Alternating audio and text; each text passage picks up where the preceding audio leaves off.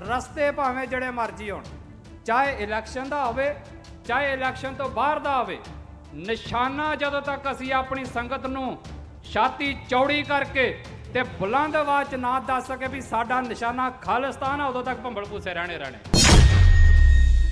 ਸਾਡੇ ਮਨਾਂ 'ਚੋਂ ਡਰ ਨਿਕਲਣਾ ਚਾਹੀਦਾ ਵੀ ਸਾਡੇ ਸਾਹਮਣੇ ਕੈਮਰਾ ਆ ਜੇ ਤੇ ਕੋਈ ਪੁੱਛੇ ਖਾਲਿਸਤਾਨ ਚਾਹੀਦਾ ਕਿ ਨਹੀਂ ਚਾਹੀਦਾ ਤੇ ਸਾਡੀ ਜ਼ੁਬਾਨ ਲੜਖੜਾਉਣ ਲੱਗ ਪਏ, ਭੰਬਲ ਭੂਸੇ ਨਹੀਂ ਚਾਹੀਦੇ। ਆਗੂ ਉਹ ਜਿਹੜਾ ਕਿਸੇ ਵੀ ਰਾਹ ਦਾ ਹੋਵੇ, ਭਾਵੇਂ ਮਾਨ ਸਾਹਿਬ ਵਾਲੀ ਮੰਜ਼ਲ ਦਾ ਹੋਵੇ, ਜਿਸ ਰਸਤੇ ਥਾਣੀ ਇਹ ਜਾਂਦੇ ਨੇ, ਪਰ ਜਦੋਂ ਵੀ ਇਲੈਕਸ਼ਨ ਦੇ ਵਿੱਚ ਜਾਂਦੇ ਨੇ ਪੱਤਰਕਾਰ ਪੁੱਛਦੇ ਨੇ ਵੀ ਜੀ ਦੱਸੋ ਜੀ ਖਾਲਿਸਤਾਨ ਤੋਂ ਬਿਨਾਂ ਤੁਰਨਾ ਕਿ ਨਹੀਂ, ਪਰ ਅਗਲੇ ਹਿੱਕ ਠੋਕ ਕੇ ਕਹਿੰਦੇ ਤੇ ਆਨੇ ਨਾ ਵੀ ਸਾਡੀ ਮੰਜ਼ਿਲ ਖਾਲਿਸਤਾਨ ਆ, ਜਿੰਨੇ ਆਉਣਾ ਨਾਲ ਆ ਕੇ ਰਲੇ।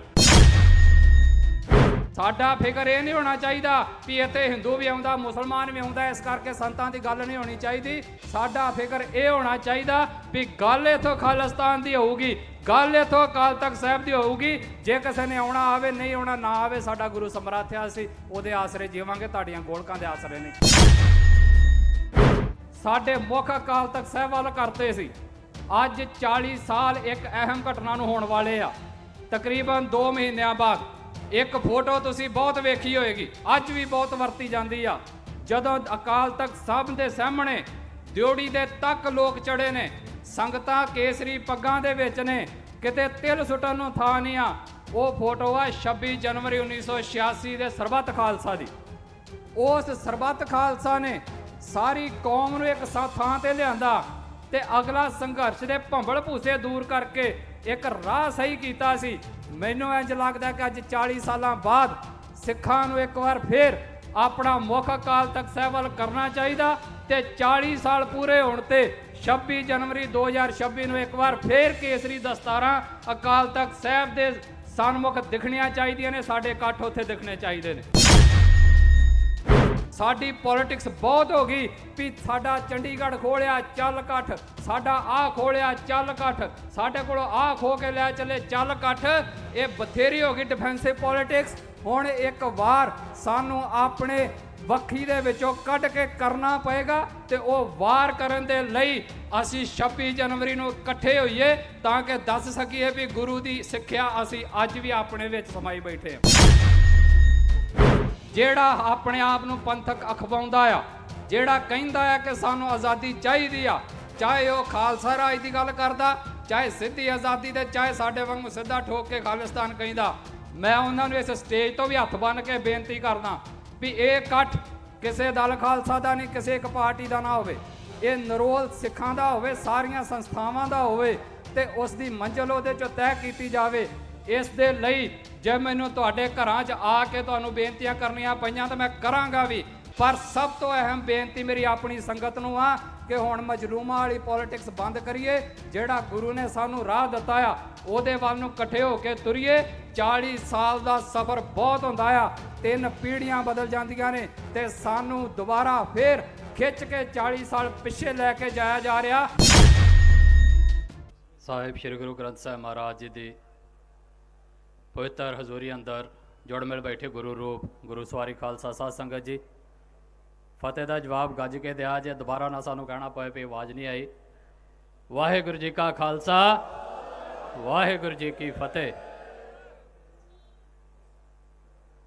ਗੁਰੂ ਤੇਗ ਬਹਾਦਰ ਮਹਾਰਾਜ ਸੱਚੇ ਪਾਤਸ਼ਾਹ ਦੇ ਬਾਰੇ ਜਿਹੜਾ ਭੰਬਲ ਭੂਸਾ ਪਾਇਆ ਜਾ ਰਿਹਾ ਸਟੇਟ ਵੱਲੋਂ, ਉਹਦੇ ਬਾਰੇ ਭਾਈ ਨਰੈਣ ਸਿੰਘ ਹੁਣਾਂ ਨੇ ਬਖੂਬੀ ਤੁਹਾਡੇ ਸਾਹਮਣੇ ਸੱਚ ਸਾਹਮਣੇ ਰੱਖਤਾ ਹੈ ਕਿ ਅਸਲ ਦੇ ਵਿੱਚ ਉਹ ਕੋਈ ਹਿੰਦ ਦੀ ਚਾਦਰ ਨਹੀਂ ਆ।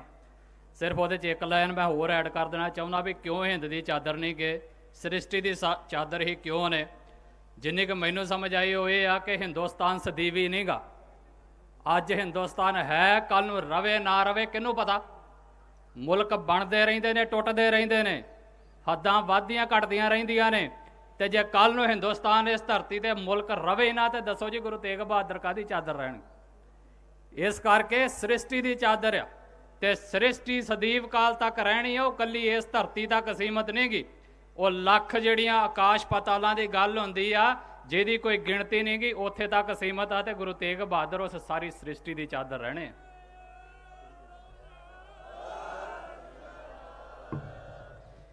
ਦੂਸਰੀ ਗੱਲ, ਗੁਰੂ ਗੋਬਿੰਦ ਸਿੰਘ ਮਹਾਰਾਜ ਸੱਚੇ ਪਾਤਸ਼ਾਹ ਦੀ ਚਰਨ ਛੋਹ ਧਰਤੀ ਦੇ ਉੱਤੇ ਅਸੀਂ ਇਕੱਤਰ ਹੋਏ ਹਾਂ ਗੁਰੂ ਮਹਾਰਾਜ ਨੇ ਸਾਨੂੰ ਦੋ ਨਾਮ ਬਖਸ਼ੇ। ਇੱਕ ਜਦੋਂ ਸਾਡੇ ਨਾਮ ਦੇ ਮਗਰ ਸਿੰਘ ਤੇ ਕੌਰ ਲਾਇਆ, ਦੂਸਰਾ ਇੱਕ ਸ਼ਬਦ ਸਾਨੂੰ ਹੋਰ ਦਿੱਤਾ ਹੈ ਖਾਲਸੇ ਨੂੰ। ਸਾਡੇ ਘਰ ਕੋਈ ਨਿਆਣਾ ਪੈਦਾ ਹੋਵੇ, ਮੁੰਡਾ ਪੈਦਾ ਹੋਵੇ, ਇਹ ਕਹਿੰਦੇ ਭੁਚੰਗੀ ਪੈਦਾ ਆ। ਕੋਈ ਬੱਚੀ ਪੈਦਾ ਹੋਵੇ, ਲੜਕੀ ਪੈਦਾ ਹੋਵੇ, ਇਹ ਕਹਿੰਦੇ ਭੁਚੰਗਣ ਪੈਦਾ ਹੋਈ। ਭੁਚੰਗ ਸ਼ਬਦ ਆ ਸੱਪ, ਸੱਪ ਕਿਆ। ਹੁਣ ਕਿੱਥੇ ਗੁਰੂ ਮਹਾਰਾਜ ਸਾਨੂੰ ਸ਼ੇਰ ਕਹਿ ਰਹੇ, ਦੂਜੇ ਪਾਸੇ ਸੱਪ ਕਹਿ ਰਹੇ, ਕਹਾਣੀ ਕੀ ਆ? ਇਹਦੇ 'ਚ ਬੜੀ ਡੂੰਘੀ ਰਮਜ ਆ। ਸ਼ੇਰ ਦਾ ਸੁਭਾਅ ਸਾਡੇ ਸਮਾਜ 'ਚ ਬਹੁਤ ਪ੍ਰਚਾਰਿਆ ਗਿਆ, ਪਰ ਸੱਪ ਦਾ ਇੱਕ ਸੁਭਾਅ ਆ ਜਿਹੜਾ ਅਜੇ ਘੱਟ ਪ੍ਰਚਾਰਿਆ ਗਿਆ। ਸੱਪ ਦੁਨੀਆ ਦਾ ਇੱਕ ਐਸਾ ਜੀਵ ਆ ਜਿਹਦੇ ਕੋਲ ਨਾ ਬਾਹਾਂ ਨੇ ਨਾ ਲੱਤਾਂ ਨੇ, ਸਾਰੀ ਉਮਰ ਢਿੱਡ ਦੇ ਭਾਰ ਰਗੜ ਕੇ ਚੱਲਦਾ। ਇੰਨੀ ਵੀ ਉਹਦੇ ਵਿੱਚ ਸਮਰੱਥਾ ਨਹੀਂ ਕਿ ਆਪਣਾ ਘਰ ਬਣਾ ਸਕੇ। ਕੁਦਰਤ ਵੱਲੋਂ ਬਣੀਆਂ ਮੋਰੀਆਂ ਦੇ ਵਿੱਚ ਰਹਿੰਦਾ ਜਾਂ ਚੂਹਿਆਂ ਵੱਲੋਂ ਪੁੱਟੀਆਂ ਗਈਆਂ ਖੱਡਾਂ ਦੇ ਵਿੱਚ ਜਾ ਕੇ ਕਬਜ਼ਾ ਕਰਦਾ, ਇੰਨਾ ਲਾਚਾਰ ਆ। ਪਰ ਉਹਦਾ ਵੀ ਇੱਕ ਸੁਭਾਅ ਆ ਜਿਹੜਾ ਗੁਰੂ ਮਹਾਰਾਜ ਸਾਨੂੰ ਦੱਸਣਾ ਚਾਹੁੰਦੇ ਵੀ ਸਿੱਖਾ, ਜਿੱਥੇ ਸ਼ੇਰ ਵਾਂਗੂ ਬੜਕੀ, ਉੱਥੇ ਇੱਕ ਗੱਲ ਹੋਰ ਯਾਦ ਰੱਖੀ, ਤੇਰੀਆਂ ਹੱਥਾਂ ਬਾਹਾਂ ਲੱਤਾਂ ਰਹਿਣ ਨਾ ਰਹਿਣ, ਤੈਨੂੰ ਸਰੀਰਕ ਤੌਰ ਦੇ ਉੱਤੇ ਧਰਤੀ ਤੇ ਰਿੜ ਕੇ ਤੁਰਨਾ ਪਵੇ, ਪਰ ਸੱਪ ਦਾ ਇੱਕ ਸੁਭਾਅ ਹੀ, ਜਿੰਨੇ ਉਹਦੀ ਪੂਛ ਤੇ ਪੈਰ ਰੱਖਿਆ ਅਗਲਾ ਘੁੰਮ ਕੇ ਡੰਗ ਜ਼ਰੂਰ ਮਾਰਦਾ ਹੀ। ਕਿਤੇ ਇਹ ਨਾ ਹੋਵੇ ਕੱਲ ਨੂੰ ਤੇਰਾ ਸਰੀਰ ਹੀ ਸਾਰਾ ਕੁਚਲ ਕੇ ਹਕੂਮਤ ਬੈਠੀ ਹੋਵੇ ਤਾਂ ਤੂੰ ਡੰਗ ਮਾਰਨਾ ਹੀ ਭੁੱਲ ਜੇ। ਪਰ ਸਾਡੇ 'ਚ ਹੋ ਰਿਹਾ ਏ, ਬੜੇ ਸੱਪ ਇਹੋ ਜਿਹੇ ਵੀ ਹੁੰਦੇ ਦੁਨੀਆ ਦੇ ਵਿੱਚ ਜਿਹਦਾ ਜੋਗੀ ਜ਼ਹਿਰ ਕੱਢ ਲੈਂਦੇ ਆ, ਉਹਦਾ ਡੰਗ ਕੱਢ ਲੈਂਦੇ ਤੇ ਨਿਆਣੇ ਗਲਾਂ 'ਚ ਪਾਈ ਫਿਰਦੇ। ਵੇਖਣ ਨੂੰ ਸੱਪ ਉਹ ਵੀ ਲੱਗਦੇ, ਤੇ ਸਿੱਖ ਇਹੋ ਜਿਹੇ ਹਿੰਦੁਸਤਾਨ 'ਚ ਵੀ ਹੈਗੇ ਨੇ ਜਿਨ੍ਹਾਂ ਦੇ ਡੰਗ ਕੱਢ ਲਏ ਗਏ ਨੇ। ਵੇਖਣ ਨੂੰ ਬੜੇ ਖਤਰਨਾਕ ਲੱਗਦੇ ਆ, ਬੜੇ ਅਮੀਰ ਲੱਗਦੇ, ਬੜੀ ਦੁਨੀਆ ਘੇਰੀ ਮਗਰ ਲਾਈ ਫਿਰਦੇ, ਉੱਚੀਆਂ ਅਹੁਦਿਆਂ ਤੇ ਬੈਠੇ। ਸਾਨੂੰ ਲੱਗਦਾ ਜੀ ਅਸਲੀ ਸਿੱਖ ਹੀ ਇਹ ਨੇ, ਪਰ ਅਸਲ 'ਚ ਉਹ ਭੁਚੰਗੀ ਨੇ, ਉਹ ਸੱਪ ਨੇ ਜਿਨ੍ਹਾਂ ਦੇ ਡੰਗ ਕੱਢ ਲਏ ਗਏ ਆ। ਤੇ ਆ ਉਹ ਖਾਲਸਾ ਬੈਠਾ ਆ, ਭਾਵੇਂ ਜਿਹਦੀ ਹਾਈਟ 1 ਇੰਚ ਦੀ ਹੋਵੇ ਤੇ ਭਾਵੇਂ 10 ਫੁੱਟ ਦੀ ਹੋਵੇ, ਪਰ ਜੇ ਕਿਸੇ ਨੇ ਸਾਡੀ ਪੂਛ ਤੇ ਪੈਰ ਰੱਖਿਆ ਡੰਗ ਵੱਜੇਗਾ ਜ਼ਰੂਰ।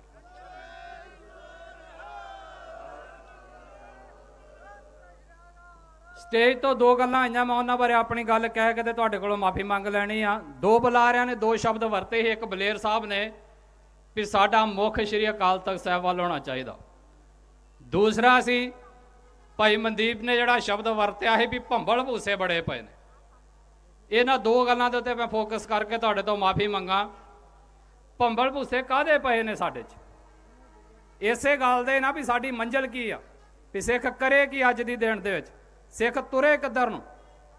ਕੋਈ ਕਹਿੰਦਾ ਜੀ ਅਕਾਲੀ ਦਲ ਨੂੰ ਮਜ਼ਬੂਤ ਕਰ ਦਿਓ ਜੀ, ਪਤਾ ਨਹੀਂ ਕੀ ਹੋ ਜਾਣਾ। ਕੋਈ ਕੁਝ ਕਹਿੰਦਾ, ਕੋਈ ਕਿਸੇ ਪਾਸੇ ਨੂੰ, ਕਿਸੇ ਦਾ ਮੂੰਹ ਕਿਸੇ ਦਾ ਕਿਸੇ ਪਾਸੇ ਨੂੰ। ਇਹੋ ਹੀ ਭੰਬਲ ਭੂਸਾ ਜੀ ਸੰਗਤ ਦੇ ਵਿੱਚ। ਤੇ ਭੰਬਲ ਭੂਸਾ ਦੂਰ ਕਿੱਦਾਂ ਆਉਣਾ? ਜਦੋਂ ਨਿਸ਼ਾਨਾ ਇੱਕ ਦੱਸਾਂਗੇ। ਰਸਤੇ ਭਾਵੇਂ ਜਿਹੜੇ ਮਰਜ਼ੀ ਹੋਣ, ਚਾਹੇ ਇਲੈਕਸ਼ਨ ਦਾ ਹੋਵੇ ਚਾਹੇ ਇਲੈਕਸ਼ਨ ਤੋਂ ਬਾਹਰ ਦਾ ਹੋਵੇ, ਨਿਸ਼ਾਨਾ ਜਦੋਂ ਤੱਕ ਅਸੀਂ ਆਪਣੀ ਸੰਗਤ ਨੂੰ ਛਾਤੀ ਚੌੜੀ ਕਰਕੇ ਤੇ ਬੁਲੰਦ ਆਵਾਜ਼ 'ਚ ਨਾ ਦੱਸ ਸਕੇ ਵੀ ਸਾਡਾ ਨਿਸ਼ਾਨਾ ਖਾਲਿਸਤਾਨ ਆ, ਉਦੋਂ ਤੱਕ ਭੰਬਲ ਭੂਸੇ ਰਹਿਣੇ। ਉਹ ਭੰਬਲ ਭੂਸੇ ਸਾਨੂੰ ਆਪ ਦੂਰ ਕਰਨੇ ਪੈਣੇ। ਸਾਡੇ ਮਨਾਂ 'ਚੋਂ ਡਰ ਨਿਕਲਣਾ ਚਾਹੀਦਾ ਵੀ ਸਾਡੇ ਸਾਹਮਣੇ ਕੈਮਰਾ ਆ ਜੇ ਤੇ ਕੋਈ ਪੁੱਛੇ ਖਾਲਿਸਤਾਨ ਚਾਹੀਦਾ ਕਿ ਨਹੀਂ ਚਾਹੀਦਾ, ਤੇ ਸਾਡੀ ਜ਼ੁਬਾਨ ਲੜਖੜਾਉਣ ਲੱਗ ਪਏ। ਭੰਬਲ ਭੂਸੇ ਨਹੀਂ ਚਾਹੀਦੇ।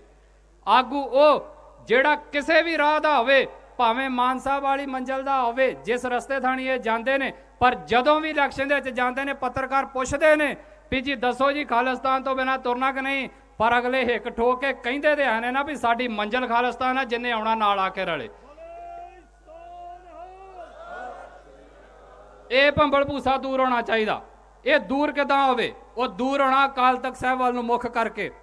ਤੇ ਅੱਜ ਦੇ ਦਿਨ ਦੇ ਵਿੱਚ ਅਕਾਲ ਤਖਤ ਸਾਹਿਬ ਵੱਲ ਨੂੰ ਮੁੱਖ ਕਰੀਏ ਕਿੱਦਾਂ? ਕਿਉਂਕਿ ਉੱਥੇ ਜਿਹੜੇ ਬੈਠੇ ਨੇ ਉਹਨਾਂ ਦਾ ਤੇ ਆਪਣਾ ਮੁੱਖ ਦਿੱਲੀ ਵੱਲ ਨੂੰ। ਇਹ ਸਾਡੇ ਹਾਲ ਬਣ ਗਏ। ਪਰ ਅਕਾਲ ਤਖਤ ਸਾਡੀ ਸੰਸਥਾ ਆ। ਅਕਾਲ ਤਖਤ ਕਹਿ ਰਿਹਾ ਮੈਂ, ਉੱਥੇ ਬੈਠੇ ਬੰਦਿਆਂ ਨੂੰ ਨਹੀਂ ਕਹਿ ਰਿਹਾ।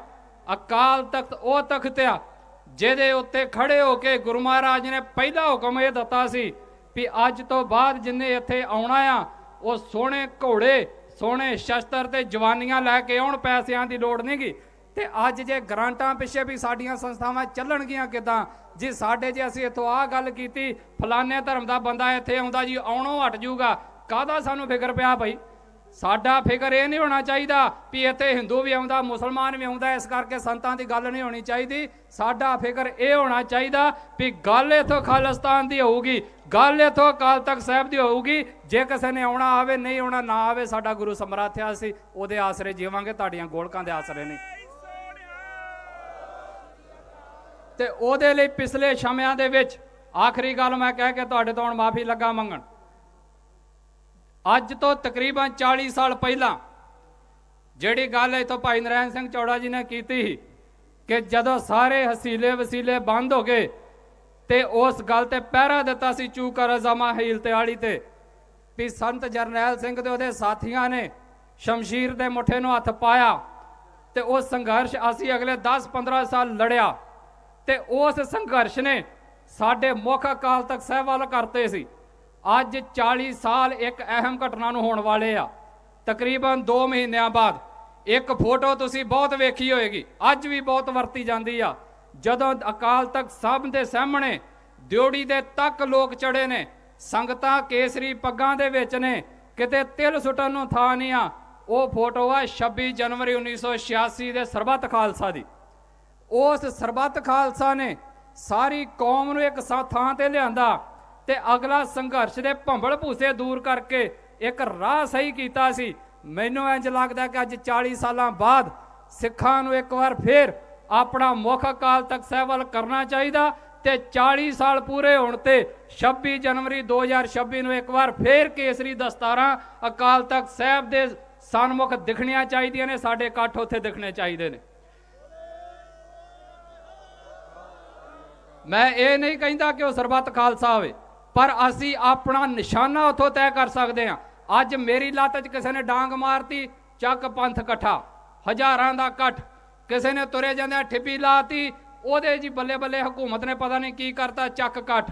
ਪਰ ਜਿਸ ਕੰਮ ਲਈ ਇਕੱਠ ਹੋਣਾ ਚਾਹੀਦਾ ਆ ਉਹ ਆ ਸਾਡੀ ਮੰਜ਼ਿਲ ਤੈਅ ਕਰਨ ਦਾ, ਜਿੱਥੋਂ ਸਾਡੇ ਸਾਰੇ ਭੰਬਲ ਭੂਸੇ ਦੂਰ ਹੋਣ ਜਿਹਦੀ ਗੱਲ ਹੋਈ ਆ ਤੇ ਉਹ ਇਕੱਠ ਸਾਨੂੰ ਕਰ ਲੈਣਾ ਚਾਹੀਦਾ। ਸਾਡੀ ਜਿਹੜੀ ਡਿਫੈਂਸਿਵ ਪੋਲਿਟਿਕਸ ਆ, ਡਿਫੈਂਸਿਵ ਸਮਝਦੇ ਹੋ ਪੰਜਾਬੀ ਦੇ ਵਿੱਚ? ਮੈਂ ਦੱਸਾਂ, ਕਈ ਵਾਰ ਮੈਂ ਨਹੀਂ ਕਹਿੰਦਾ ਵੀ ਤੁਹਾਨੂੰ ਸਮਝ ਨਹੀਂ ਆਈ, ਪਰ ਠੇਠ ਸ਼ਬਦ ਜ਼ਰੂਰੀ ਹੁੰਦੇ ਆ।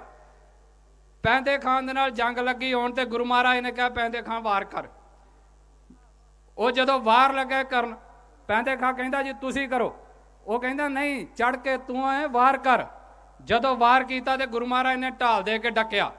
ਜਦੋਂ ਕੋਈ ਵਾਰ ਕਰੇ ਤੇ ਤੁਸੀਂ ਢਾਲ ਦੇ ਕੇ ਡੱਕੋ, ਉਹਨੂੰ ਕਹਿੰਦੇ ਡਿਫੈਂਸਿਵ ਹੋਣਾ, ਵੀ ਤੁਸੀਂ ਥੋੜਾ ਆਪਣੇ ਆਪ ਦਾ ਬਚਾਅ ਕਰਦੇ ਹੋ। ਉਹ ਪੋਲਿਟਿਕਸ ਹੋਰ ਹੁੰਦੀ ਆ। ਪਰ ਗੁਰੂ ਮਹਾਰਾਜ ਦੀ ਇੱਕ ਸਾਨੂੰ ਅਜ਼ਮਤ ਸਮਝ ਲੈਣੀ ਚਾਹੀਦੀ। ਸਾਨੂੰ ਪੈਰ ਪੈਰ ਤੇ ਸਮਝਾਇਆ। ਇੱਕ ਵਾਰ ਕੀਤਾ, ਗੁਰੂ ਮਹਾਰਾਜ ਕਹਿੰਦੇ ਇੱਕ ਵਾਰ ਹੋਰ ਕਰ, ਫੇਰ ਡੱਕਿਆ, ਕਹਿੰਦੇ ਇੱਕ ਵਾਰ ਹੋਰ ਕਰ, 3 ਵਾਰ ਡੱਕੇ, ਚੌਥੇ ਵਾਰੀ ਕਹਿੰਦੇ ਵਾਰ ਇੰਜ ਨਹੀਂ ਇੰਜ ਕਰੀਦਾ, ਤੇ ਢਾਲ ਸਮੇਤ ਸਰੀਰ ਅੱਧ ਚੋਂ ਪਾੜ ਕੇ ਸੁੱਟਤਾ ਸੀ। ਇਹਦੇ ਵਿੱਚ ਇੱਕ ਗੱਲ ਸਮਝ ਲਓ, ਅਸੀਂ ਵਾਰ-ਵਾਰ ਢਾਲਾਂ ਨਹੀਂ ਡਾਉਣੀਆਂ, ਢਾਲਾਂ ਸਿਰਫ 2 ਜਾਂ 3 ਵਾਰ ਡਾਲੋ, ਚੌਥੀ ਵਾਰ ਕਰਕੇ ਤੇ ਦੁਸ਼ਮਣ ਦਾ ਸਰੀਰ ਪਾੜਨਾ ਹੋਣਾ ਚਾਹੀਦਾ। ਸਾਡੀ ਪੋਲਿਟਿਕਸ ਬਹੁਤ ਹੋ ਗਈ ਵੀ ਸਾਡਾ ਚੰਡੀਗੜ੍ਹ ਖੋਲਿਆ ਚੱਲ ਇਕੱਠ, ਸਾਡਾ ਆਹ ਖੋਲਿਆ ਚੱਲ ਇਕੱਠ, ਸਾਡੇ ਕੋਲੋਂ ਆਹ ਖੋ ਕੇ ਲੈ ਚੱਲੇ ਚੱਲ ਇਕੱਠ। ਇਹ ਬਥੇਰੀ ਹੋ ਗਈ ਡਿਫੈਂਸਿਵ ਪੋਲਿਟਿਕਸ। ਹੁਣ ਇੱਕ ਵਾਰ ਸਾਨੂੰ ਆਪਣੇ ਵੱਖੀ ਦੇ ਵਿੱਚੋਂ ਕੱਢ ਕੇ ਕਰਨਾ ਪਏਗਾ ਤੇ ਉਹ ਵਾਰ ਕਰਨ ਦੇ ਲਈ ਅਸੀਂ 26 ਜਨਵਰੀ ਨੂੰ ਇਕੱਠੇ ਹੋਈਏ ਤਾਂ ਕਿ ਦੱਸ ਸਕੀਏ ਵੀ ਗੁਰੂ ਦੀ ਸਿੱਖਿਆ ਅਸੀਂ ਅੱਜ ਵੀ ਆਪਣੇ ਵਿੱਚ ਸਮਾਈ ਬੈਠੇ ਹਾਂ। ਸੋ ਉਹਦੇ ਲਈ ਮੈਨੂੰ ਪਤਾ ਹੈ ਕਿ ਗੱਲ ਮੈਂ ਥੋੜੀ ਵੱਡੀ ਕਰ ਗਿਆ, ਪਰ ਮੈਂ ਇਹਦੇ ਲਈ ਹਰ ਇੱਕ ਕੋਲ ਜਾਊਂਗਾ ਜਿਹੜਾ ਆਪਣੇ ਆਪ ਨੂੰ ਪੰਥਕ ਅਖਵਾਉਂਦਾ ਆ, ਜਿਹੜਾ ਕਹਿੰਦਾ ਹੈ ਕਿ ਸਾਨੂੰ ਆਜ਼ਾਦੀ ਚਾਹੀਦੀ ਆ, ਚਾਹੇ ਉਹ ਖਾਲਸਾ ਰਾਜ ਦੀ ਗੱਲ ਕਰਦਾ, ਚਾਹੇ ਸਿੱਧੀ ਆਜ਼ਾਦੀ ਤੇ ਚਾਹੇ ਸਾਡੇ ਵਾਂਗੂ ਸਿੱਧਾ ਠੋਕ ਕੇ ਖਾਲਿਸਤਾਨ ਕਹਿੰਦਾ। ਮੈਂ ਉਹਨਾਂ ਨੂੰ ਇਸ ਸਟੇਜ ਤੋਂ ਵੀ ਹੱਥ ਬੰਨ੍ਹ ਕੇ ਬੇਨਤੀ ਕਰਦਾ ਵੀ ਇਹ ਇਕੱਠ ਕਿਸੇ ਦਲ ਖਾਲਸਾ ਦਾ ਨਹੀਂ, ਕਿਸੇ ਇੱਕ ਪਾਰਟੀ ਦਾ ਨਾ ਹੋਵੇ, ਇਹ ਨਿਰੋਲ ਸਿੱਖਾਂ ਦਾ ਹੋਵੇ, ਸਾਰੀਆਂ ਸੰਸਥਾਵਾਂ ਦਾ ਹੋਵੇ ਤੇ ਉਸ ਦੀ ਮੰਜ਼ਿਲ ਉਹਦੇ ਚੋਂ ਤੈਅ ਕੀਤੀ ਜਾਵੇ।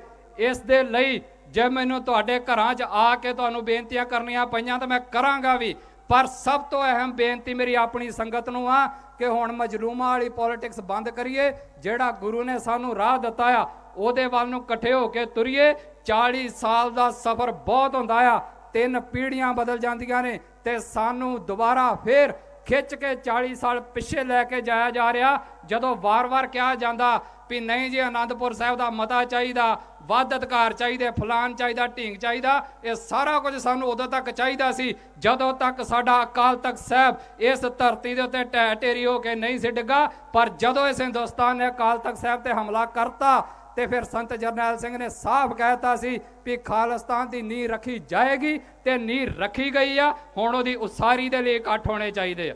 ਸੋ ਇੰਨੀ ਗੱਲਾਂ ਦੇ ਨਾਲ ਮੈਂ ਤੁਹਾਡੇ ਸਾਰਿਆਂ ਨੂੰ ਇੰਨੀਆਂ ਗੱਲਾਂ ਦੇ ਨਾਲ ਤੁਹਾਡੇ ਸਾਰਿਆਂ ਤੋਂ ਮਾਫੀ ਮੰਗਦਾ। ਹੋਈਆਂ ਬੇਅੰਤ ਭੁਲਾ ਚੁੱਕਾ ਦੀ ਖਿਮਾ ਜੀ। ਵਾਹਿਗੁਰੂ ਜੀ ਕਾ ਖਾਲਸਾ, ਵਾਹਿਗੁਰੂ ਜੀ ਕੀ ਫਤਿਹ।